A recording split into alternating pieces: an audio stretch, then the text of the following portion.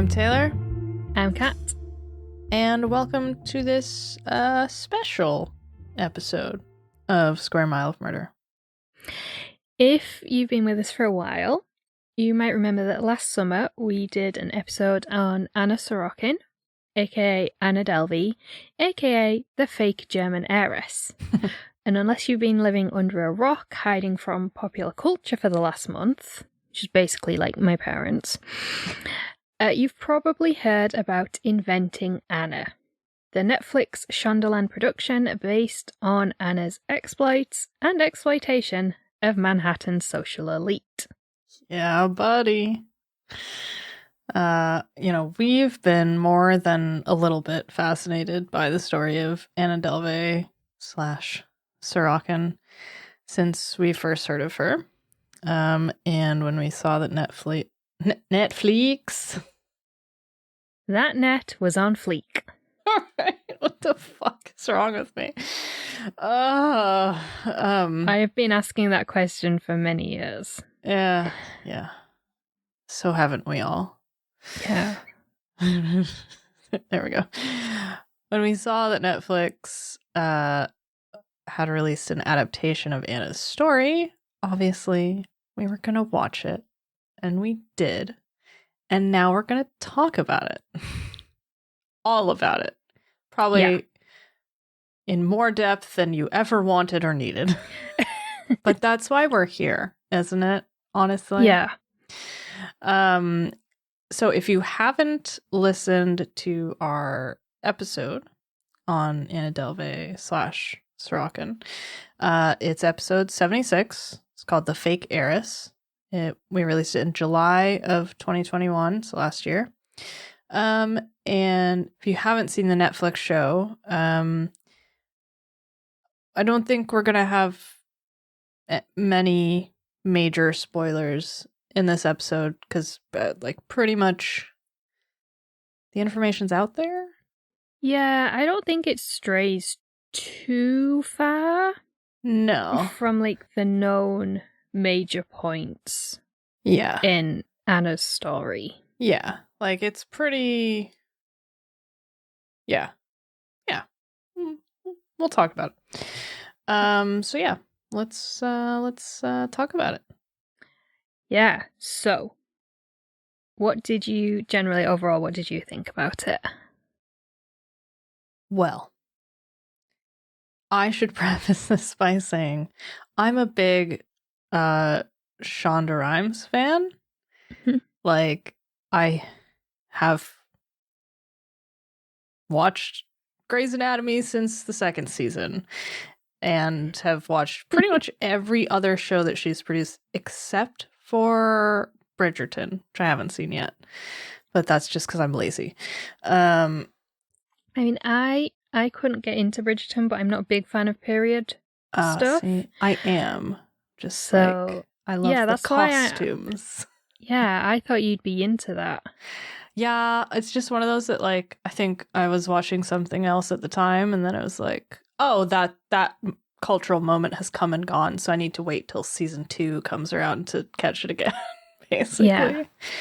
But I do love her shows and her sort of staple of producers, writers, director, stable. I was wondering when you said staple, I thought, hang on. Her stable of, writers, directors, producers, and actors. She's her own studio system, basically. Yeah. Well, I haven't seen a lot of what she's done. I love How to Get Away with Murder. Mm-hmm. I've seen bits of Scandal, but I've never sat and watched it, so I love Scandals. I love it. It's really bad, but I love it. It's good, but it's bad, It's one of those. And obviously there's the crossover between the two. There is a couple of episodes where Olivia Pope is in How to Get Away with Murder. Forgot about that. So, I can't get into Bridgerton, but that's just, I don't like period. I don't really tend to like period dramas, so it's just not my thing. But going back to her staple, her staple is badass female Yeah. leads. Yeah. And in both the character of Anna Delvey, I say character because obviously it is a fictionalized version of her life, and Vivian Kent, who is the fictionalized version of Jessica Pressler, who wrote the original article on Anna Delvey, Sorokin, Jingleheimer Schmidt. Honestly, though.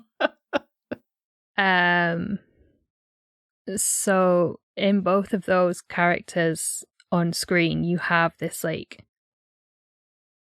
these two amazing, strong female characters, which I think is, like you said, it's just what we've come to expect from Shonda Rhimes. Yeah. So yeah, I really enjoyed it. Generally, as a whole, I thought it was really good. It's really well made, which you would expect from like a huge budget from, like Shondaland and Netflix together. Yeah. So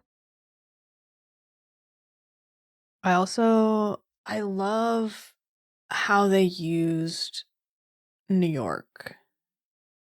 Yeah. It's just really well done. And like, obviously, lots of shows do shoot in New York City because there's a lot of tax incentives for them to do so. Is this the same reason as like loads of shows set on like the Eastern Seaboard will shoot in Georgia and loads set on the West Coast will shoot in either Seattle or in Vancouver? Yeah. It's because local governments give you tax breaks. I mean, it's the same reason loads of American productions come over here, because it's cheaper to fly your entire cast and crew over, shoot here, than it is to shoot in America. Yeah.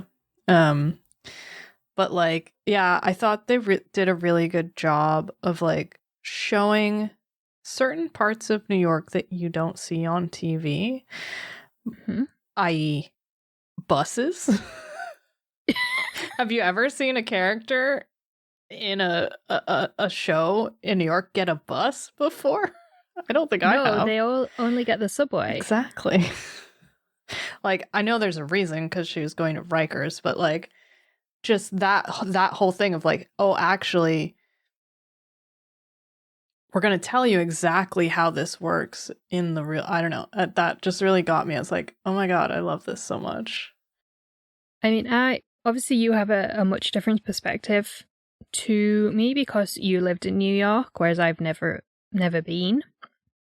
But so I'm going to assume that we all know what Rikers Island is. Notorious jail. Yeah. They're supposed to be winding it down to shut down in the next few years. Yeah. Whether that happens or not is another thing. But I've always known it's a prison. It's on an island. It's in, is it the East River? It's like between Queens and the Bronx, I think. Or like Upper Manhattan. Yeah, it's definitely Upper Manhattan. Between Queens and the Bronx in the East River. Yep. So I know like where it is geographically, but I had no idea. Even when I've watched documentaries like Time and 13, which have been about like Kalief Browder, inmates at Rikers, I've never really seen or understood the scale of the place. Yeah. Like, you have to get a bus to get around the prison. That's how big it is. Yeah. Whereas like my experience of visiting prisons has always been you go in, you put your stuff in a locker, you walk through the metal detectors, you go in, that's it. Yeah. Yeah, it's not like a whole like city self-contained thing, So yeah, I think they did a good job of showing what it looks like to visit somewhere like Rikers. And like you say, that it shows New York really well. Yeah. Like you've got all these iconic places like the Brooklyn Bridge when they're like waiting for the announcement in court. You've got all the the skyline is shown so much. It's got all these iconic places that you associate with New York, but then it's also got, like you say, someone riding the bus. It's got these little underground restaurants that the lawyer goes to with his family Yeah. at one point, and it's got I just think it's great, like you say, it's showing New York. I think what's also really interesting about it is like they took an interesting approach with this by creating like a two-sided story with Vivian Kent, Jessica Pressler, and Anna Delvey Strachan, because like it could have just been her story. Yeah. And I think I was reading something, it was like that's what it was going to be originally, but then when they started talking to Jessica Pressler, they were like, "Oh, wait a minute. there's like layers to this that's like even more interesting." Yeah. So I think what the show did a really good job of doing is showing like what life is like for like creative people in New York kind of thing, which like sounds like a very like gross like hippy dippy thing to say, but like New York is so fucking hard to do as an underpaid journalist. As I never quite caught on to what her husband was supposed to be, but he's like an artist or a sculptor or something. Yeah. And it was like, yeah, like you see that. And somehow they scrape by and they're having a kid and like, you know. And not just that, there's like the character of Neff. Yeah. She's now based in LA and I believe working in the film industry. And Shonda Rhimes is like Shonda Rhimes had the real Nefertari day where she was like, yeah, you're going to come on set. You're not just going to be a producer. You're going to come on set and you're going to experience what it's like and we're going to show you. Yeah. Which I thought was so cool. So there'll be a link in the show notes. So BuzzFeed, as you can imagine, have done a shit ton of articles about inventing Anna and all the characters and the real life people. Yeah. And there is one about, in one of them, there is a bit about Neff and how she's talked about how Shonda Rhimes basically was like, yeah, we want to get you in and get you to see what it's like, because they're like, oh, you want to make films? Cool, come and learn. Here, yeah. Which is awesome. Whereas lots of people are told, are like, nah, just sell your image rights and get out. Yeah, totally. But yeah, that's a good point that like, yeah, so here's this young woman who's like working the concierge desk at a hotel and doing that to make ends meet and pursuing, you know, passion projects on the side. And like, that's very New York. Yeah, and I think that shows two different sides of like the whole like hustle culture. Because like on the one side you've got Anna Delvey, who is like by any means possible exploiting whoever, you know, beg, steal, borrow, scam, everything to get where she wants to be. And then you've got Neff on the other side, who's like working a normal job, saving up, and then I mean, we don't know the real story, but like in the show, there's a scene with her and a boyfriend where he's like, people are shooting films on their iPhones. Yeah. If you were going to do it, you'd go and do it now. Yeah. And eventually she does. Yeah. Yeah. And like, yeah, they make good foils for one another because like they both, like, we see them like take advantage of the situations that they're presented with. Yeah. And one is very like fucked up. Yeah. And twisted, and one is like, oh, this is an opportunity for me. But in a very earnest way, you know? And also, how many of us, if presented with the opportunity to go to dinner with like, you know, who was at that dinner? Like Martin Shkreli, all these like socialites. okay, you can have this this night with all these rich people. It's not going to cost you a dime. Yeah. How many of us would turn around and say, nah? Probably not, no. I think the show did a really good job overall. I think there were some, so not gonna lie, I don't remember our episode word for word. I remember it more than most, interestingly enough. And I remember like reading Jessica Pressler's article for New York Magazine, which I love that they named it Manhattan instead, but it's like the same font and everything. Yeah. So, but like there were some parts of it that I couldn't remember if they were like real, like, or not. I had a bit of that as well. Like, I went back and listened to our episode last week. I did 'cause I not was do like- that. And I did not reread the article, so. I did all this after I watched it because I was like, I don't remember this happening. Yeah. And the bit that threw me was Chase, Yes. the that's what I was gonna boyfriend, say. Yeah. because we very much skimmed over him in our episode. Okay. He's mentioned a bit more in there's a BBC podcast series called Fake Heiress, Uh-huh. which we used as part of our research. They go into a bit more detail. And they name him, and I cannot remember his name. Mhm. But then more recent articles that have come out since Inventing Anna's come out have said that nobody knows for sure who he is. Mm. I'm like, but the BBC found out quite easily. Yeah. And like I said, I can't remember his name, but he was working on an app called Shadow Mm-hmm. as opposed to Wake. Mm-hmm. And it was to do with like dream technology. Which, like, I'm sorry, but the way they wrote that whole spiel, like, it was so perfectly written to embody just how fucking dumb this whole concept was. Like, I was like dying. I love it. What do we think of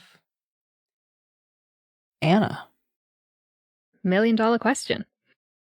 See, I think they showed her as like a really complex character as opposed to just this black and white scam artist, like, oh, she only did bad things. Mm-hmm. Whereas they showed her as like, oh, yeah, she did some bad things, but she had this big dream overall. And like, she treated Neff well. She never scammed Neff. She never really scammed Casey Duke. Mm-hmm. I think it was just like the plane ticket back from Morocco. Mm-hmm. I think other than that, she didn't owe her any money. So I think they've like kind of softened, not so much softened her and her character, but almost like softened the blow. Yeah. If that makes sense. Yeah. What do you think? Yeah. I really struggled because, and I know that they did this on purpose, but like we were watching it and I found myself getting really angry because I was feeling sympathy for this terrible person. Yeah. And and that's a testament to the creative team and like how they built everything together, because when we were doing our episode, like to a certain degree I felt that way when reading Jessica Pressler's article, but like seeing it all come together in such a way, like you get sucked in, you're like rooting for her, but then you realize what you're doing and you're like, fucking stop it.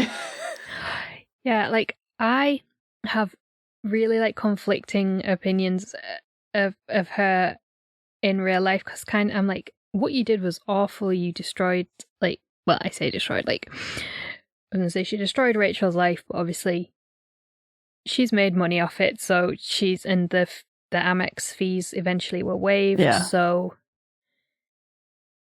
you know that was resolved in a way, but she still went through like months of like panic and anxiety and everything about it.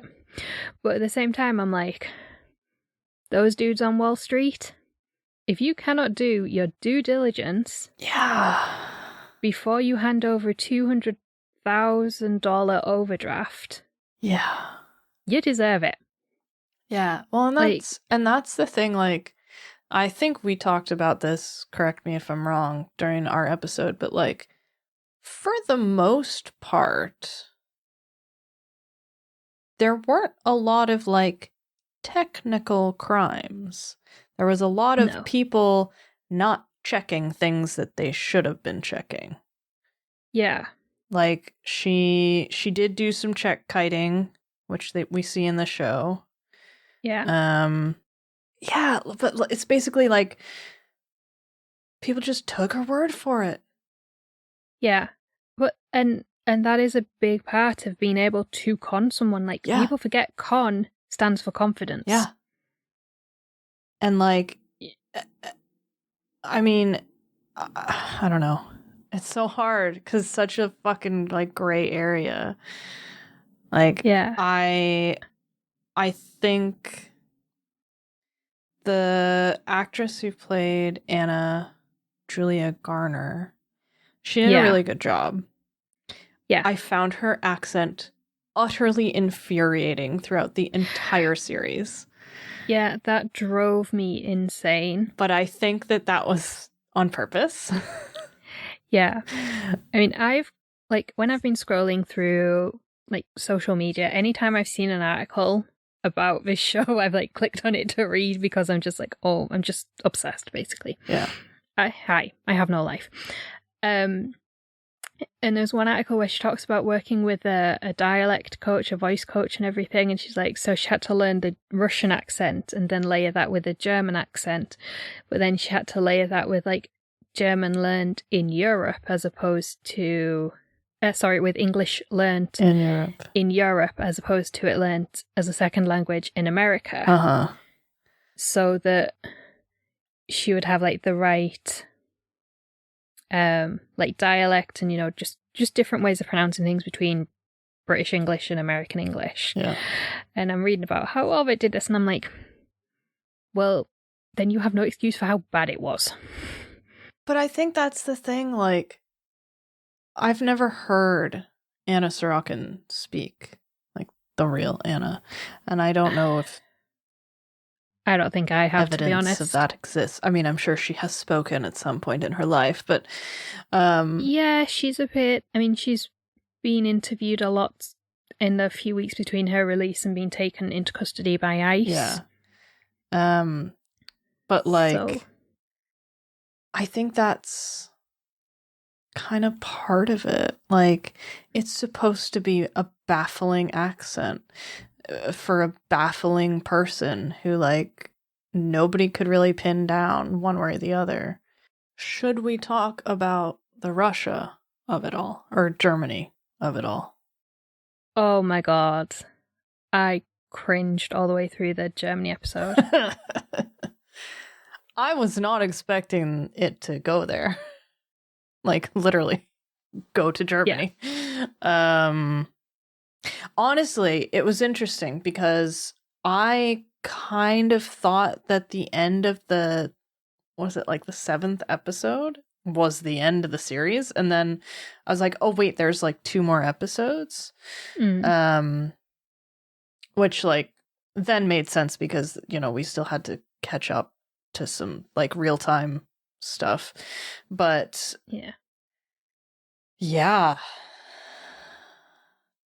I think that was where they lost me a little bit, because it's like, oh, look at her tragic backstory. But even though it's not, but like, you know,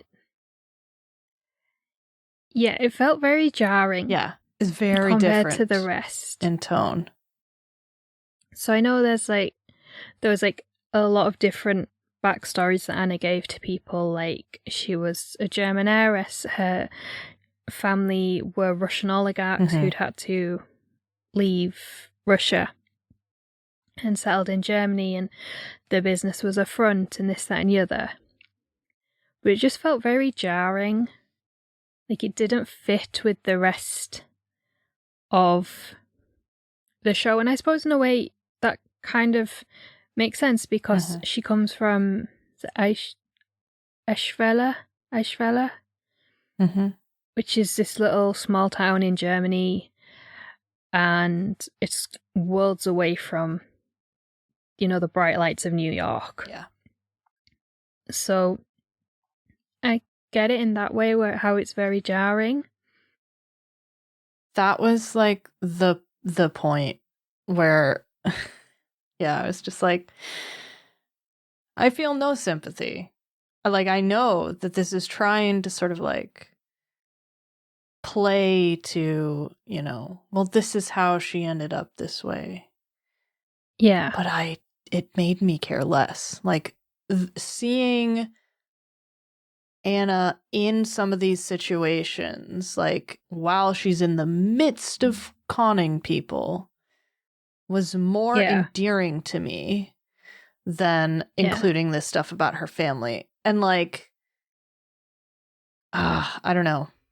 It's tough because it's true-ish, I guess. Yeah. Except for the bits that aren't. Yeah, exactly. But yeah, I don't know. I think they could have done without that. Yeah, and so Jessica Pressler did actually travel to Germany to try and find out more about Anna's family and upbringing and how she became Anna Delvey. Yeah. She stresses she didn't try and break into somebody's yard. Which is good. Yeah. But she did eventually just scrap the article and go back to New York. Yeah. But yeah, it felt very unnecessary, and I think there's a thing in a lot of our culture where we have to create some tragic backstory. Like, some people are just mean. Some people are evil. Some people would set you on fire to get where they want to be. Yeah. And that's the problem, is that we don't like to accept that without some horrible backstory that made them that way. Yeah. And I think it's so much more compelling when you just lay it out and be like, no, she's just like this. Yeah. Can we talk about Maud? I love her. So Maud is one of the writers in Scriberia, alongside Vivian Kent and what are their names? Lou and Barry, the two guys. So Scriberia apparently is a very real thing. It's where old writers go to die. But I just thought Maud was so badass. Just like all of them were so delightful. I need a spin-off story with Maud, a young Maud, as like foreign affairs correspondent covering these war zones. I just need that in my life now. Yeah, 100%. Like, yeah, I just loved like that whole part of it. So I think there's something, and maybe that's just because like I'm a writer, but I think there's something really compelling about watching how journalism happens in a way. Yes. And I think they did a really good job of that here. And I think also that they did a really good job of using the Scriberia writers as like kind of like a Greek chorus for Vivian Kent.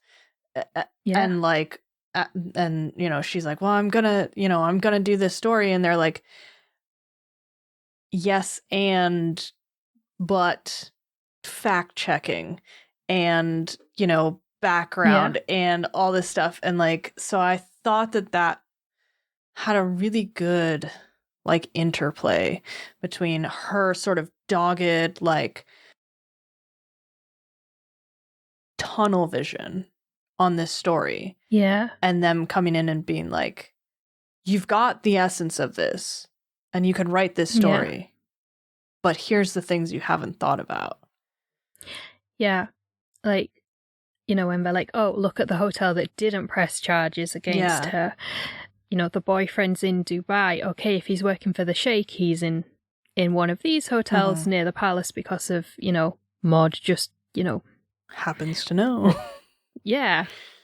But yeah, and the scene where Vivian is in the toilet and Maud comes bursting in and she's like, she stole a fucking jet. Oh, yeah. She stole a fucking jet. And it's as though she's about to pass out. Yeah. She's so excited. And then the two guys come in as well. I just thought it was really great. And it showed a side of journalism that we don't see as much anymore, especially the last few years with the move to like home working and, you know, everything's online. So we don't see a proper newsroom much anymore. Yeah. Well, and like there aren't that many of them left. No. So I thought that was great. Like I say, I love Maud. I want to know if she's based on like a real person at New York Magazine or if she's totally fictional. But either way, she's great. Then we need a show all about Maud. Yeah. That actually leads on nicely to one of my other thoughts about this show was, you know, like you were saying, it could have just been about Anna and her story, but they balanced it between Anna and Vivian.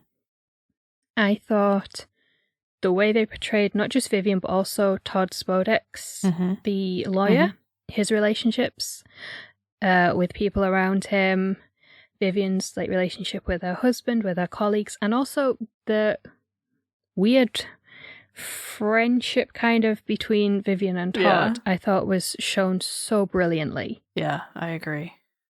Because it showed just how much work can consume your life. Yeah. And how easy it is. But also, I like a journalist and a lawyer, there should be a big barrier there. Yeah. And there wasn't, and they became a part of each other's lives. Yeah. To the point they were going out for dinner with their respective partners as well. There's a bond there that shouldn't be there. Yeah, like, I mean, if you think about what's the last thing that a defense attorney wants to have involved in their case? A fucking journalist. Yeah. It's amazing. You know, an 8-month pregnant journalist at that. Right? Holy fuck. And it made their characters really well fleshed out. Yeah. Not just characters in the Anna Delvey story. They had their own lives and own stories around that. Yeah. Yeah. I think that that's something that's really valuable because in a lot of these shows, whether they be like fictionalized, dramatized versions, or documentaries, it focuses so much on like the person at the center of the story, which obviously makes sense. But especially with this kind of thing where you're breaking the story, like someone had to break the story. Someone had to find this and be like, oh, this is going to be huge. Yeah. So I think that's so much more interesting because it gives you such a different perspective. Like, I just watched the Tinder Swindler documentary. I've watched that, yeah. And like, that was another one where they included the journalists who helped break the story. And that added such a layer of like tension and like intrigue that made it 10 times better than if it had just been like, well, this is the guy and this is what he did and this is, you know, somebody wrote about it and then everyone found out. Like, so I really like that approach. Yeah, that's a whole episode all on its own, Tinder Swindler. I have so many thoughts on Yeah. that.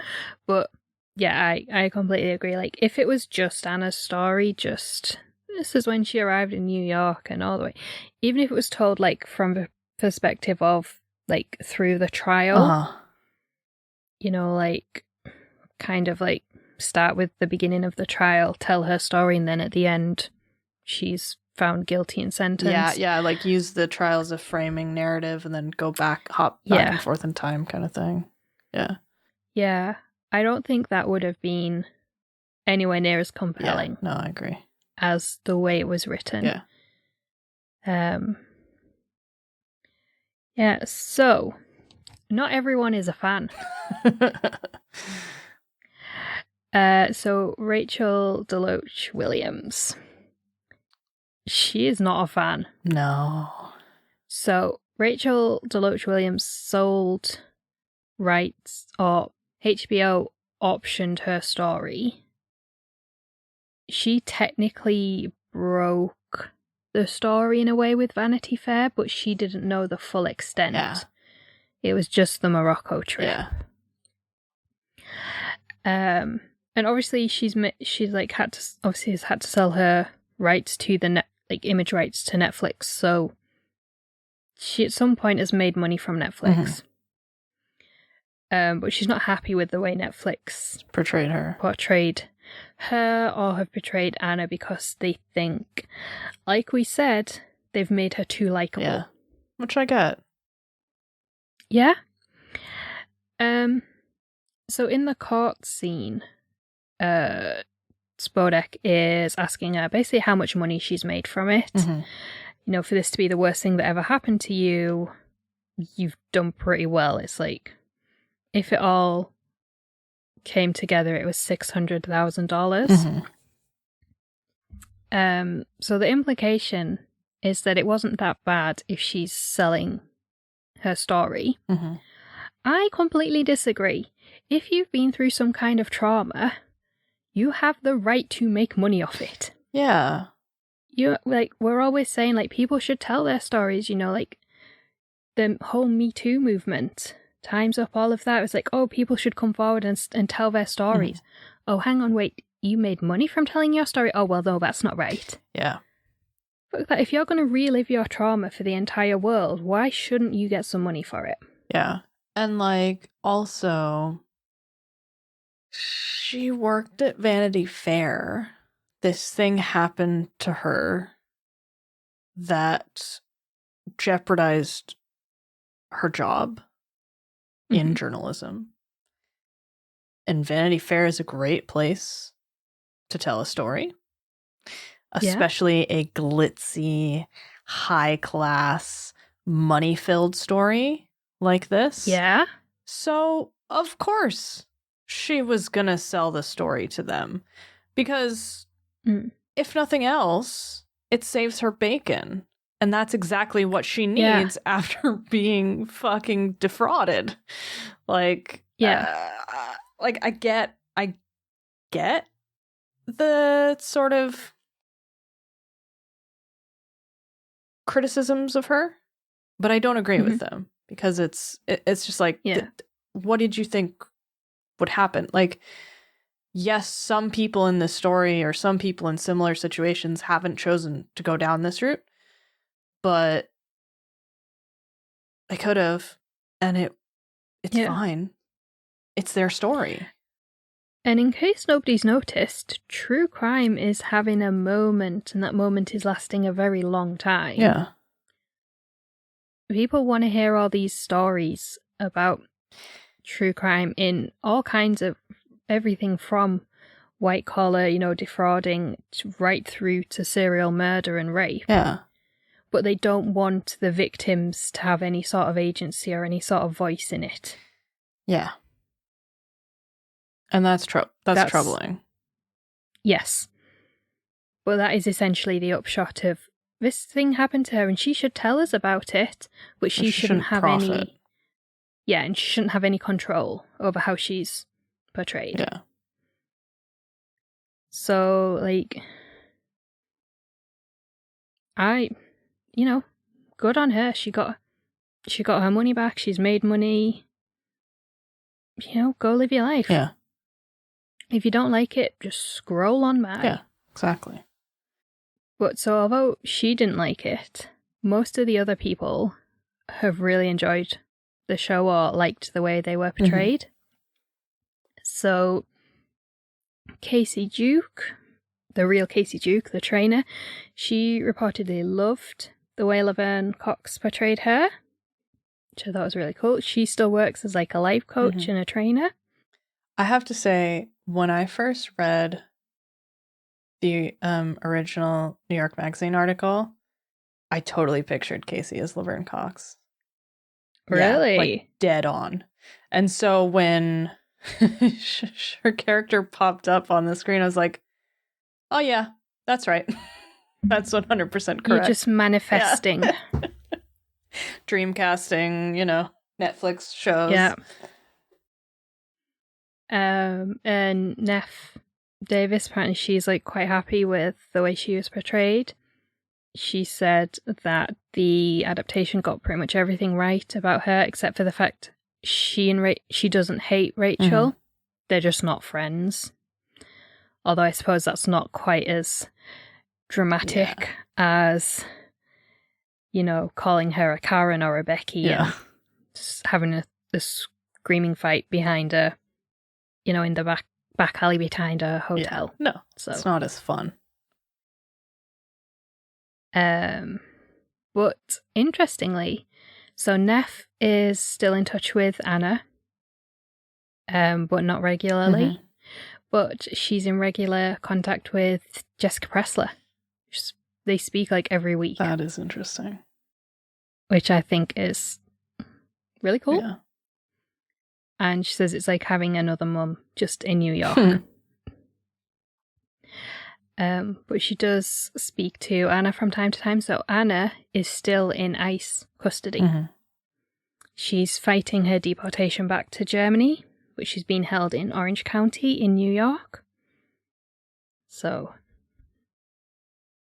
Interesting. Yeah, so thank you for listening. We're still on our break. We'll be back the first week of April. Yes, we will. Or the first full week of April, we should say. Yeah. We will be rested, refreshed, bright-eyed and bushy-tailed. All that good garbage. Yeah. We'll be back. Yeah. So we will see you in April. Thank you for listening. Thank you guys. And let us know what you think of this whole thing. Bye. Bye.